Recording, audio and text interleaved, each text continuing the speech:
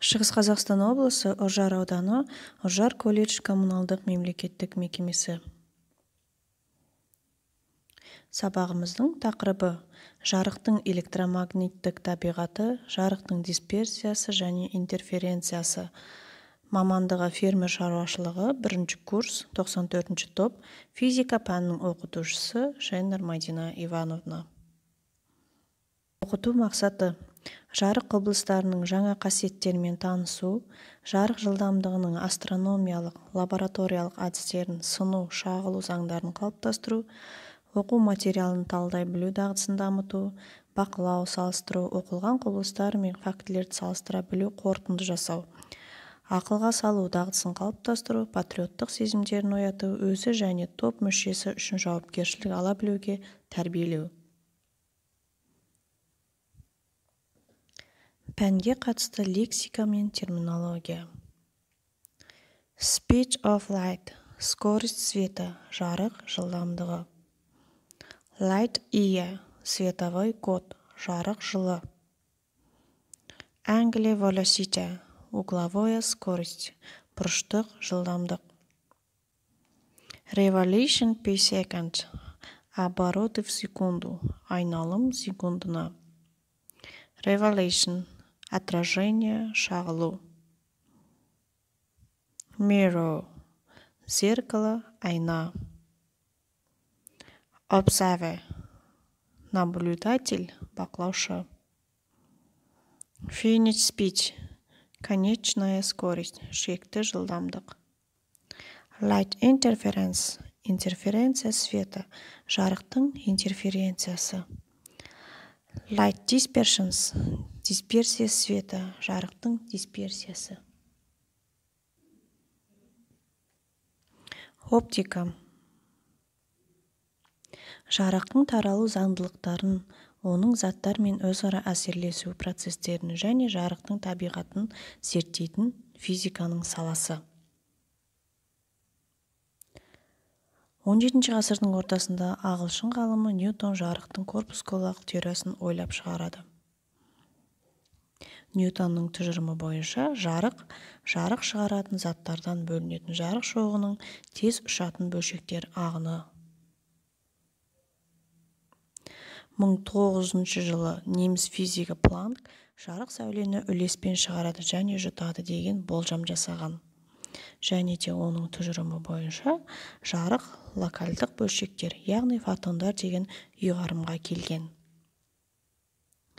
Жарықтың кванттық теориясы бойынша жарықтың тұжырымы жарық жеке кванттық түрінде сәуле шығаратын және жұтатын электромагниттік толқындар болып табылады. Жарықтың жылдамдығын өлшеу. Жарық өте жоғары жылдамдықпен қозғалатындықтан, оның жылдамдығын өлшеуге арналған алғашқы әрекеттер сәтсіз болды.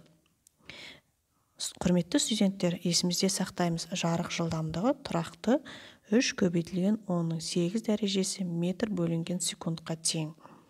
Галилео жарық жылдамдығын 1,5 км қашықтыққа орналасқан екі бақылаушы көмегімен өлшеуге тырысты. Бақылаушылардың реакция уақыты жарықтың өту уақытынан ұзағырақ болды. Бұл қызық. Көз алдарында кейде бұлыңғыр кішкентай дақтар пайда болады ма? Бұл дақтар дөңгелек қан жасушаларында жарық дисперсиясынан туындаған интерференциялық көрініс болып табылады. Ал қан жасушалары қан қысымының көтерілуінен немесе соққының әсерінен капиллярдың көзге түседі. Астматикалық қысымның әсерінен кейін қан жасушалары шар сияқты үрленеді.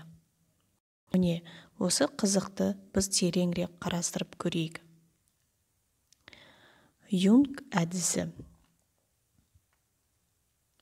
Томас Юнгтың әдісі бойынша екі саңылау арқылы өту кезінде толқындардың бөлінуі нәтижесінде когеренттік толқындар пайда болатынын мына кестеден көріп отырмыз.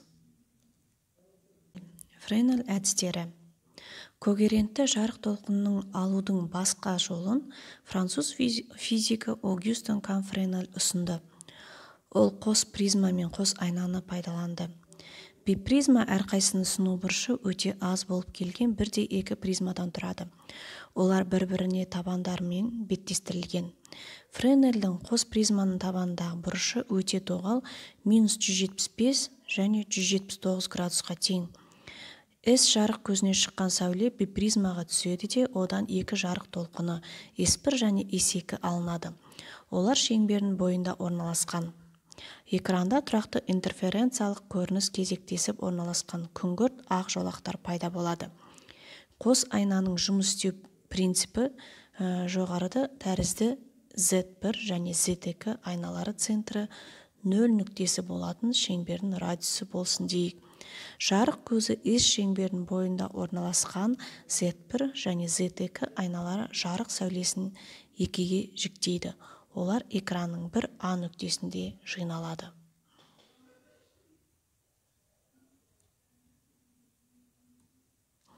Жұқа пленка әдісі. Су бетінде майдың, мұнайдың, бензиннің тамшы тамғанда әр түсті суреттер пайда болатынын білеміз. Ондай суреттер сабынның көпіршігінде де инеліктің қанатының үстінде де байқалады. Бензиннің жұқа қабыршағының бетінде жарық түскенде қандай процесс жүретінін қарастырайық. Бензиннің жұқа қабыршағы жазық параллель пластиналардан алынады.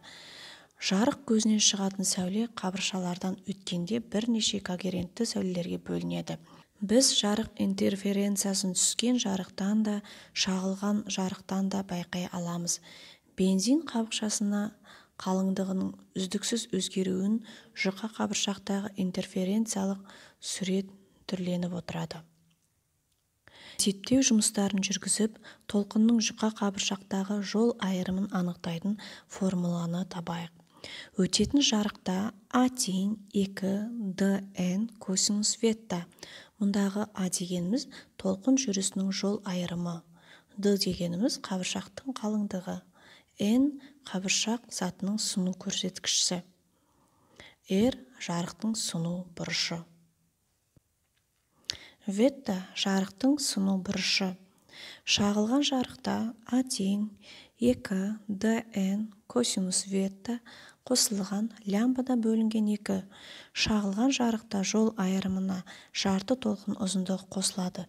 Өйткені шағылғанда жарты толқын жоғалады.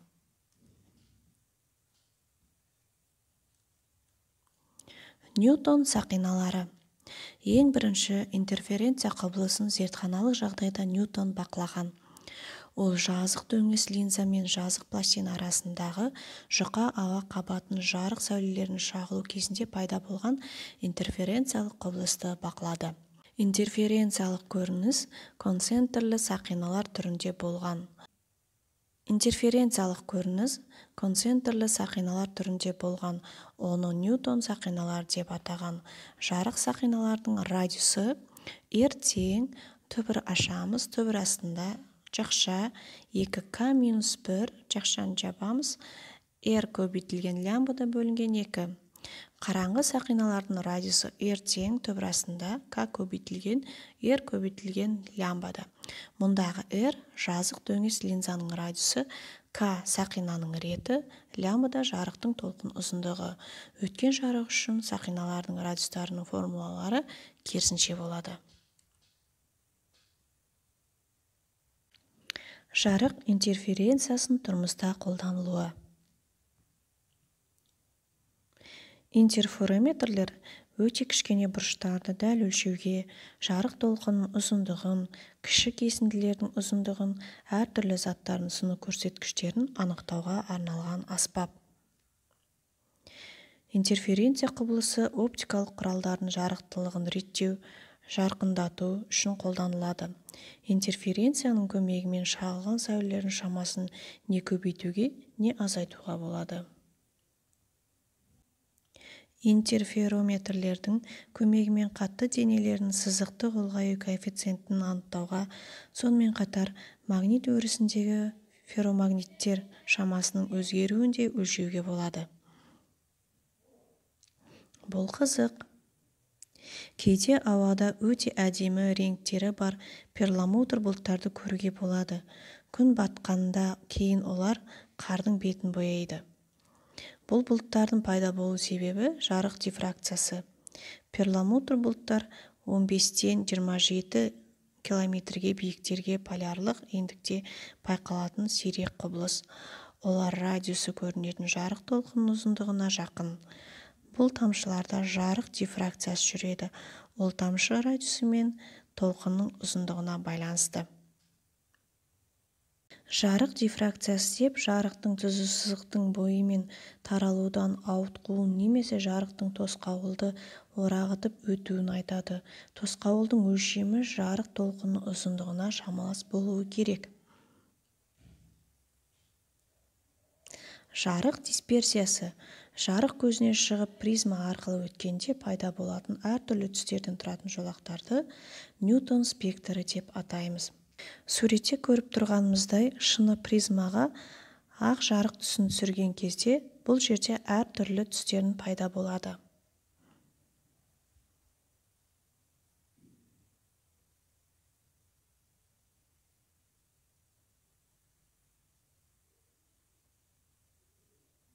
Толықтауыш түстер. Күн спектрінен қызыл түсті бөліп алсақ, нәтижесінде көгілдір жасыл жарық шығады. Егер одан көгілдір түсті бөлсек, сары жарық аламыз. Жасыл, көгілдір және қызыл түстерді қоссақ, нәтижесінде ақ жарық аламыз. Бір-біріне қосқанда ақ жарық беретін түстерді Ньютон толықтауыш түстер деп атаған. 1807 жылы ағылшын физигі Томас Юнг өте маңызды жаңалық. Ол қызыл, жасыл және көгілдір түстерді қосып, ақ түсті алуға болатынын байқады. Қызыл, жасыл және көгілдір түстерді Юнг алғашқы түстер деп атады.